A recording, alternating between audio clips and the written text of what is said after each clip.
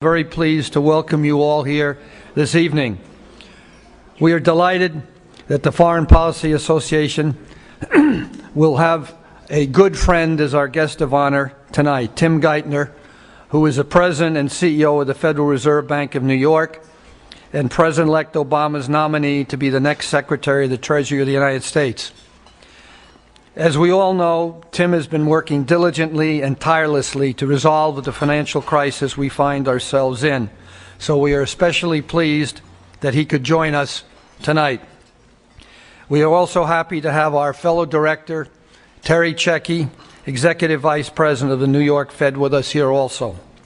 Later on, we'll be hearing from Jerry Corrigan and Bill McDonough, both former presidents of the New York Federal Reserve.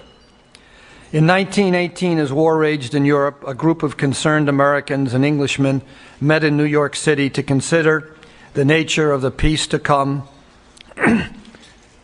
Convened by Paul Kellogg, editor of the survey, the group included Norman Angell, a British writer who later won the Nobel Peace Prize, Charles Beard, the president of the American Political Science Association, Will Durant, Pulitzer Prize-winning historian and philosopher, and S.K. Radcliffe of the Manchester Guardian.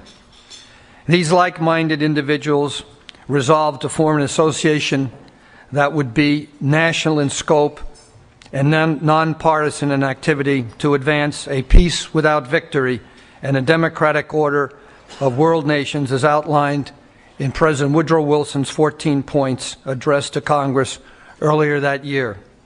Free trade, freedom of the seas, League of Nations were some of the many issues and points that were taken up by these people in the declaration that they put forward. Also, public education was all a part of this. Thus came into being the Foreign Policy Association, the nation's oldest non-for-profit organization dedicated to international affairs education. The year 1918 also saw like-minded central bankers on either side of the Atlantic pondering the peace to come, and especially the international financial system that would be needed to maintain that peace. Benjamin Strong, who helped establish the Federal Reserve Bank of New York 4 years earlier, wrote to Norman Montague, Montague Norman, shortly to become governor of the Bank of England, and this is what he said: "There is no doubt that much of the world's happiness in the future will depend upon the relations now being established between your country and ours. As we set up some sort of economic partnership in which every self-respecting and deserving nation may participate." Strong shared with Norman the conviction that cooperation among central bankers was essential to restore peace and order to the global financial system.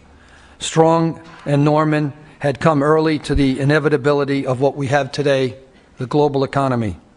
Today, the Federal Reserve Bank of New York is the most global of the 11 district Federal Reserve banks, and thus fulfills its founder's vision with its unique international functions.